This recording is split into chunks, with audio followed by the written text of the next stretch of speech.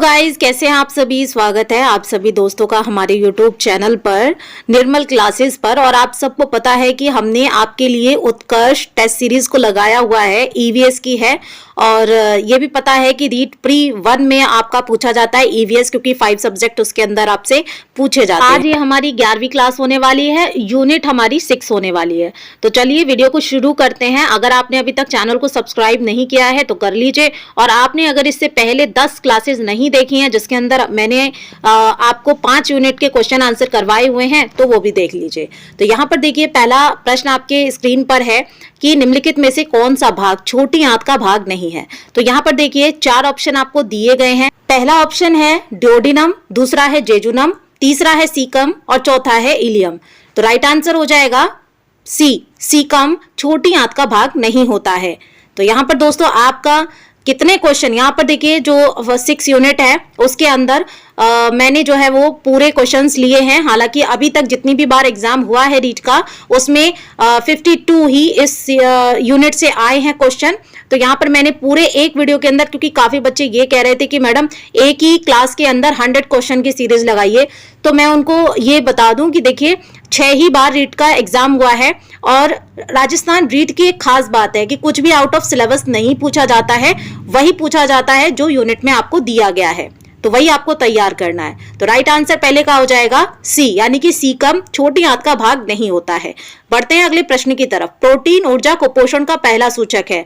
तो प्रोटीन ऊर्जा कुपोषण का पहला सूचक हो जाती है, आपके सामने 4 ऑप्शन है। त्वचा में परिवर्तन होने लगेगा, बालों में परिवर्तन होने लगेगा, उम्र के अनुसार वजन कम होने लगेगा, या उम्र के अनुसार अधिक वजन।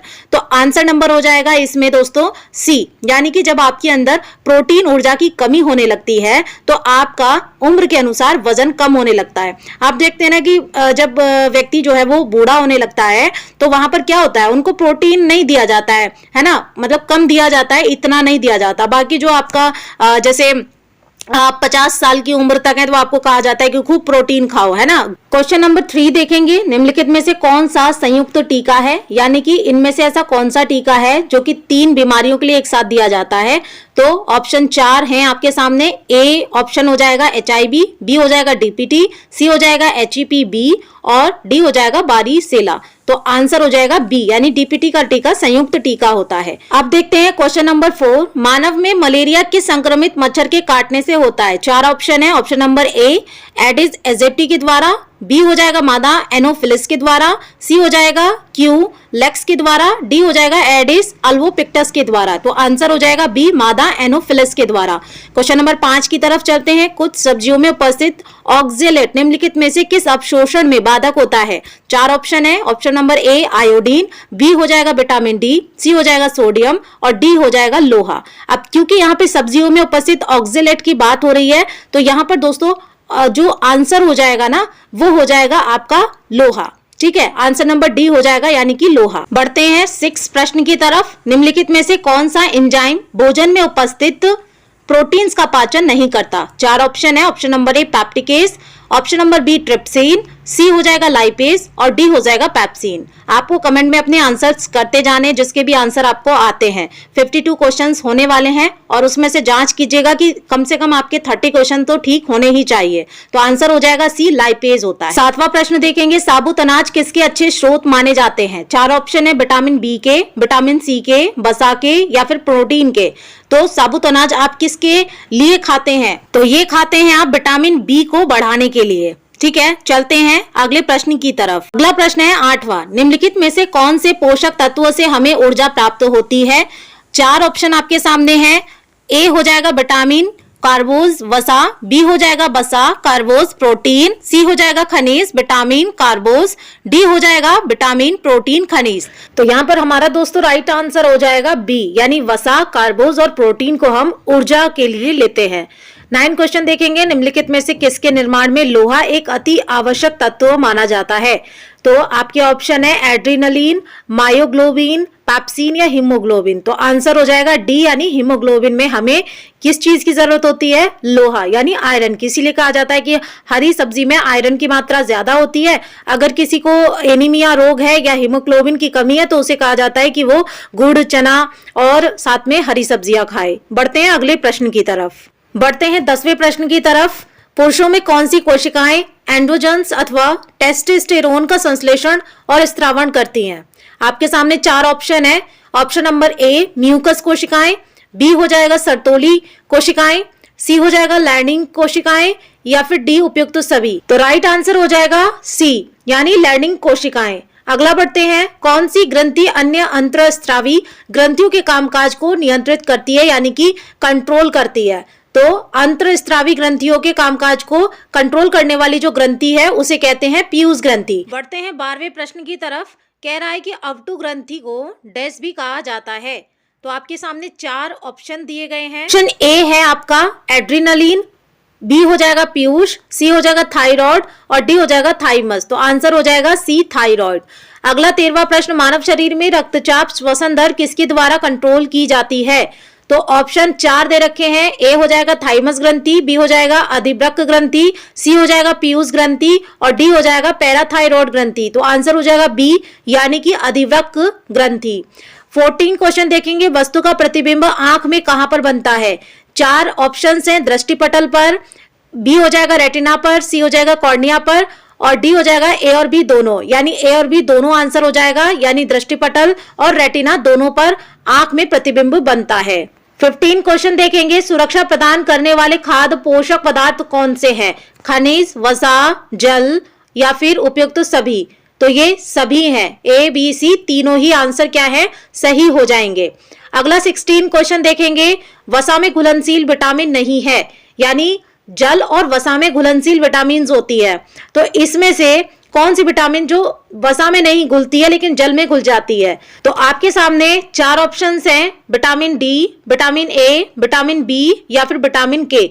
तो विटामिन बी जो है वो वसा में नहीं घुलती है, बाकी वो किस में घुल जाती है? तो जल में घुलती है। 2 ही विटामिन है जो कि जल में घुलती हैं। 17 प्रश्न देखेंगे, शरीर की मरम्मत और रख रखाव के लिए आवश्यक पोषक पदार्थ इसमें से कौन सा है? यानी शरीर की मरम्मत और रख रखाव के लिए सामने 4 ऑप्शंस हैं। ऑप्शन नंबर ए लवण, बी हो जाएगा खनिज, सी हो जाएगा प्रोटीन, वसा हो जाएगा डी। तो आंसर आपको बताना है क्या हो जाएगा? प्रोटीन लेते हैं हम शरीर की मरम्मत और रख रखाव के लिए। 18वां प्रश्न, निम्नलिखित में से कौन सा रोग जल से नहीं फैलता है? तो 4 ऑप्शंस में पोलियो, आंत्रशोथ, तपेदिक या पेचिस। तो इसमें आंसर हो जाएगा सी, जिसे हम टीबी भी कहते हैं। तपेदिक जो है वो जल से नहीं फैलता है। 19 प्रश्न देखेंगे, पल्स पोलियो कार्यक्रम की शुरुआत कब की गई थी? 4 ऑप्शंस हैं। ऑप्शन नंबर ए 15 अगस्त 1985, बी हो जाएगा 12 जुलाई 1992 और सी हो जाएगा 9 दिसंबर 1995 या डी 15 मई 1977। तो आंसर हो जाएगा सी 9 दिसंबर 1995। 20वां प्रश्न, पोषक तत्व जिसमें उच्च रक्तचाप का खतरा बढ़ जाता है वो क्या है? तो वो है सोडियम या पोटेशियम या सल्फर या फास्फोरस। तो आंसर हो जाएगा ए यानी कि सोडियम। यहाँ पर दोस्तों मैं चारों ऑप्शंस आपके सामने बोलती जा रही हूँ, 4 बार बोल रही हूँ, इसका मतलब यह है कि ए बी सी डी। प्रश्न देखेंगे, विश्व स्वास्थ्य संगठन द्वारा भारत को किस वर्ष पोलियो मुक्त घोषित किया गया? तो वर्ष 2002 में या वर्ष 2011 में या 2014 में या फिर 2017 में। तो आंसर हो जाएगा सी यानी कि 2014 में। 22वां प्रश्न देखेंगे, लाल रक्त कणिकाओं की जब अधिकता हो जाती है तो उससे हमें कौन सा रोग होता है? तो 4 ऑप्शंस हैं, A anaemia, B methaemoglobin, C polycythaemia, D हो जाएगा अमियोबायोसिस।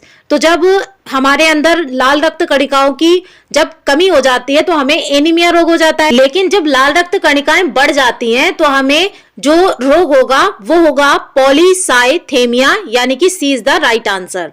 23 क्वेश्चन देखेंगे, मलेरिया रोग का रोगजनक कौन है?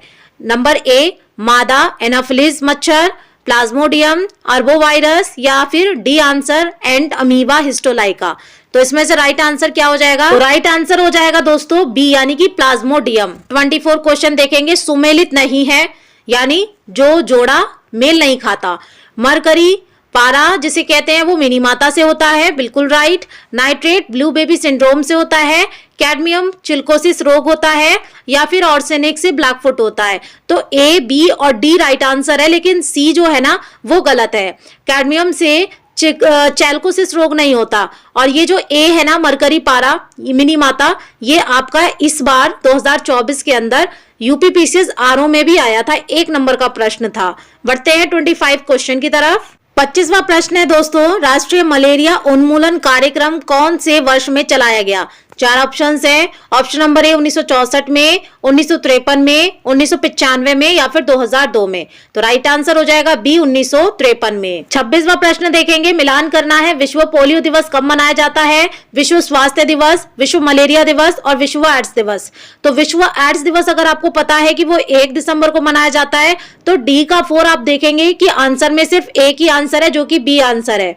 विश्व पोलियो दिवस जो मनाया जाता है 24 अक्टूबर को, विश्व स्वास्थ्य दिवस मनाया जाता है 7 अप्रैल को, विश्व मलेरिया दिवस मनाया जाता है 25 अप्रैल और विश्व एड्स दिवस मनाया जाता है 1 दिसंबर को। 27वां प्रश्न देखेंगे, असुमेलित युग्म कौन सा है, यानी कौन सा जोड़ा सही नहीं है? सघन मिशन इंद्रधनुष 2019 में था, राष्ट्रीय पोलियो निगरानी कार्यक्रम 1977 में था, विश्व चेचक उन्मूलन 1980 में था या फिर डी निरोगी राजस्थान अभियान 2011 में शुरू किया गया। तो इसमें से जो राइट आंसर हो जाएगा, जो कि सुमेलित नहीं है, ठीक है, जो गलत है युग्म, वो हो जाएगा आपके सामने डी निरोगी राजस्थान अभियान जो है वो 2011 में नहीं चलाया गया था। तो यहाँ पर अब आपके ऊपर बनता है कि अगर आपने थ्योरी क्लास पढ़ी है तो आप बताएंगे कि कब मनाया जाता है, निरोगी राजस्थान अभियान कब लॉन्च किया गया था। 28वां प्रश्न देखते हैं, यूरिन यानी कि मूत्र का पीला रंग किस कारण से होता है? ऑप्शन है पित्त, बी हो जाएगा लसिका, सी हो जाएगा कोलेस्ट्रॉल या फिर डी हो जाएगा यूरोक्रोम। आंसर आपको बताना है, कमेंट में बताते जाइए कि अभी तक आपके 28 में से कितने आंसर जो है वो ठीक हुए हैं। तो 28 का राइट आंसर हो जाएगा डी यानी कि यूरोक्रोम की वजह से होता है। 29वां प्रश्न देखेंगे, रक्त का शुद्धिकरण कहां पर होता है? ए फेफड़े में, बी हृदय में, सी किडनी में या डी यकृत में। आंसर हो जाएगा सी यानी कि किडनी में, जिसे हम वृक्क भी बोलते हैं। बढ़ते हैं अगले प्रश्न की तरफ, मनुष्य के मस्तिष्क का सबसे बड़ा भाग कौन सा होता है? आपके सामने 4 ऑप्शन है, मस्तिष्कांश होता है, अनुमस्तिष्क होता है, प्रमस्तिष्क होता है या मध्य मस्तिष्क। आंसर हो जाएगा सी, प्रमस्तिष्क जो होता है वो मनुष्य के मस्तिष्क का सबसे बड़ा भाग होता है। अब क्योंकि दोस्तों 30 क्वेश्चन तो हो चुके हैं, जैसा मैंने आपसे कहा था कि एक क्लास में 30 क्वेश्चन करेंगे, क्योंकि 30 क्वेश्चन ही आपके आने हैं ईवीएस के अंदर।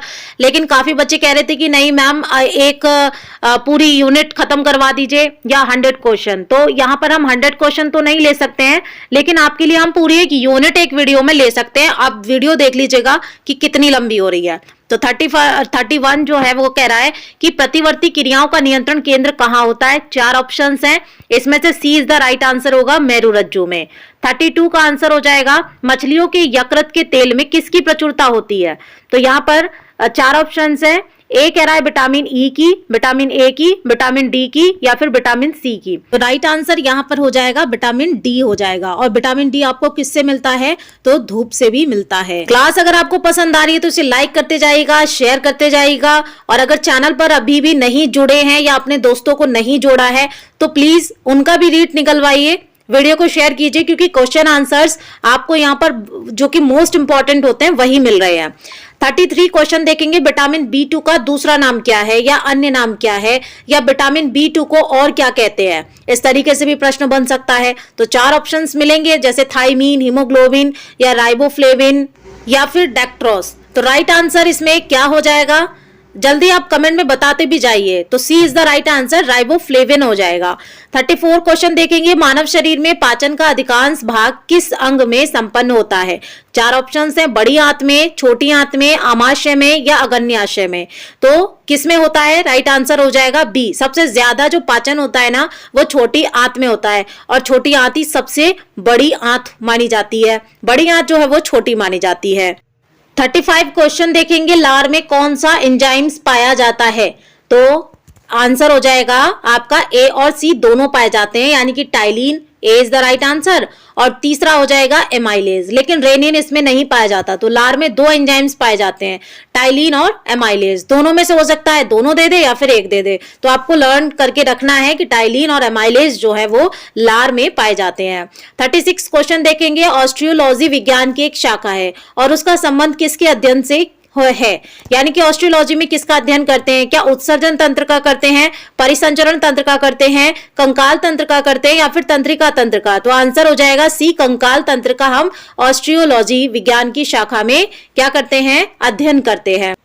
37 क्वेश्चन देखेंगे, दांतों की हड्डियों में पाए जाने वाले तत्व कौन से हैं? 4 ऑप्शंस हैं, ऑप्शन नंबर ए पोटेशियम व कैल्शियम, बी हो जाएगा कैल्शियम या मैग्नीशियम, फास्फोरस व सल्फर, या डी हो जाएगा कैल्शियम व फास्फोरस। तो आंसर क्या हो जाएगा आपका कैल्शियम व फास्फोरस हो जाएगा, यानी कि D is the right answer, जो कि दांतों की हड्डियों में पाए जाने वाले तत्व हैं। कौन से दो तत्व हैं? तो कैल्शियम और फास्फोरस पाए जाते हैं। अगला प्रश्न देखेंगे 38, अस्थियों व मांसपेशियों को आपस में कौन जोड़ता है? 4 ऑप्शंस हैं। Option number A tendon, B हो जाएगा लिगामेंट, सी हो जाएगा उपास्थि और डी हो जाएगा टिबिया। तो आंसर हो जाएगा अस्थियों और मांसपेशियों को आपस में जोड़ने का काम टिंडन करता है। ए इज द राइट आंसर। 39 प्रश्न देखेंगे, निम्नलिखित में से कौन सा संयोजी ऊतक नहीं है?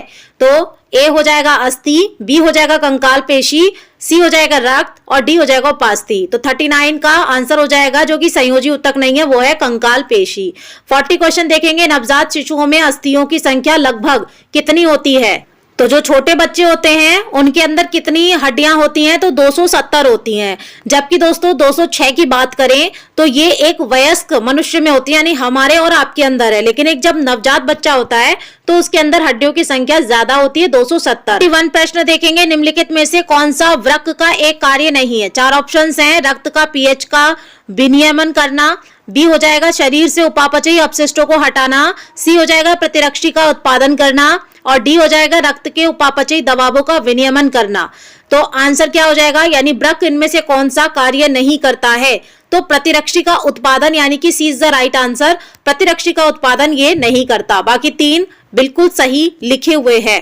42 क्वेश्चन देखेंगे, कॉलीफॉर्म नामक जीवाणु किस मानव अंग में पाए जाते हैं? 4 ऑप्शन है। आंत, वृक्क यानी कि गुर्दा, जिसको आप और भी क्या कहते हैं, किडनी भी कहते हैं, हृदय या यकृत। तो राइट आंसर हो जाएगा ए यानी कि आंत।